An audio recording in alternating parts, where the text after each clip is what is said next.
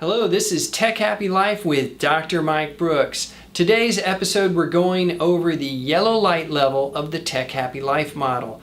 You might recall that there are 4 levels of the model. The first is the foundation. It's about building the relationship. The second level of our model is the green light or preventative level, which we went over last week. Today we're going over the yellow light level, which is address emerging problems. The last level, which we'll cover in the next episode, is the red light, which is intervene when serious problems have emerged. At the yellow light level, screen time has become unbalanced and problems are starting to emerge. Now, how do you know we've gone from green to yellow? The problems that are emerging are like frustration when screen time is being limited or denied, complains a lot of being bored when not on the screen.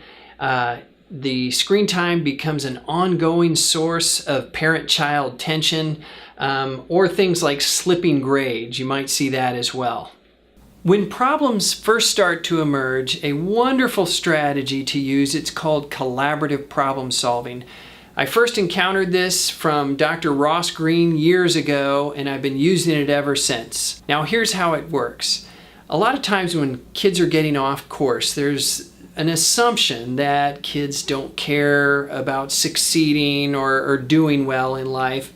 But really, if we think about it, that's just not true. Within the collaborative problem-solving approach, it rests on the assumption that kids have good goals. As a psychologist, I work with many kids and teens over the years, and I have yet to meet a kid who does not care, truly doesn't care whether they succeed or not. Kids want to do well in school. They want to pass their classes. They want to do well in their sport. They want to have friends. They want all these things. Here's the problem. As parents, sometimes we get in our kids' own way. So what we need to do as parents, in essence, is partner with our kids to help them achieve their own goals for themselves. So instead of it being a tug-of-war where parents were trying to get our kids to achieve our goals, we help them achieve their own goals. A key question here for our kids is their screen use helping them achieve their goals in various areas, or is it getting in the way? For instance, is your gaming, the time you spend gaming, helping you work toward the A's and B's that you say you want to get in your classes, or is it interfering? Now, it's really important as parents not to talk down to our kids while we're doing this. What we're trying to do is help our kids connect the dots. Our kids do want to achieve high goals. They do want to achieve well, but a lot of times they have difficulty knowing the steps along the way. So as Dr. Ross Greene views it, it's a skills deficit, and we are trying to help our kids learn the process of what they need to do to achieve their own goals. Now, our kids at this yellow light level, they are using screens in an unbalanced way, so we already have problems emerging. We try to collaboratively problem solve, but that doesn't mean we completely step back as parents and just let our kids figure it out, because they're already going down a path we don't want them to go down. So at this point, as parents, we need to turn up the control dial a little bit more to start to step in, because our kids aren't managing things very well. So this might mean, for instance, that gaming is a privilege that has to be earned, and they don't just get it automatically. Perhaps our child has to fulfill other obligations first, like chores and homework, and then they can do their gaming or screen time. Now, a lot of times I'm asked about the various type of apps that can control screen time or limit it or monitor all their screen time.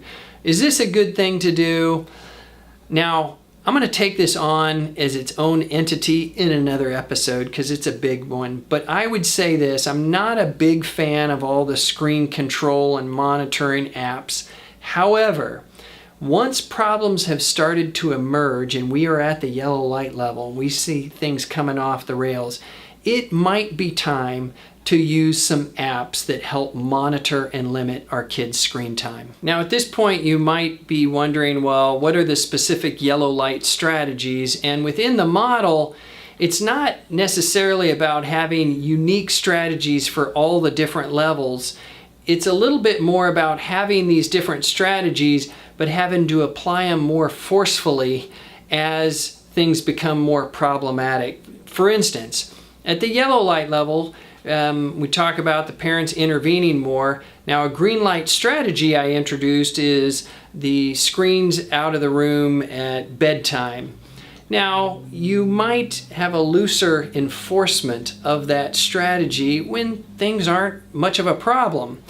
But when the problems start to emerge, you will need to step in more forcefully and limit, for instance, while traveling, in the bathroom, bedtime, things like that. Those strategies we have, the preventative, you will need to enforce them more rigidly when you enter the yellow light. Now, when our kids are not abiding by the limits that we have set as parents, for instance, they're sneaking game time late at night and they're not getting as much sleep, what do we do as parents? What kind of consequences do we impose?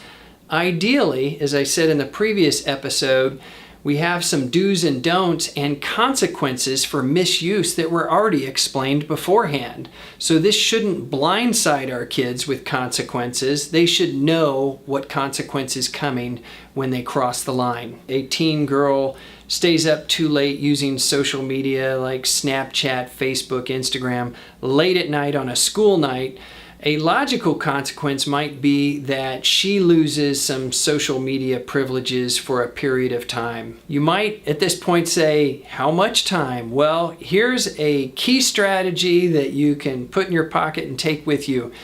When we're imposing consequences as parents, here's the key. Use the least amount of consequence necessary to produce the desired result.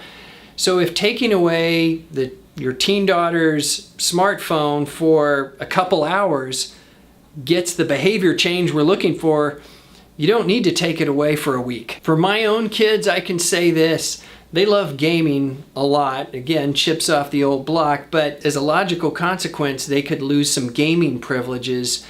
And they love those privileges so much that they'll basically jump through hoops of fire if I'm going to limit their game use. So they'll fall in line very quickly, so much so I don't even need to apply the consequence. So there we have it. We have some of the strategies within the yellow light level of the Tech Happy Life model. And remember, this is about turning up the control dial as a parent and stepping in a little more forcefully because we need to, since problems are emerging. We need to rein things back in. So, this has been Tech Happy Life with Dr. Mike Brooks, and I hope to see you next episode in which we cover the red light level of the Tech Happy Life model.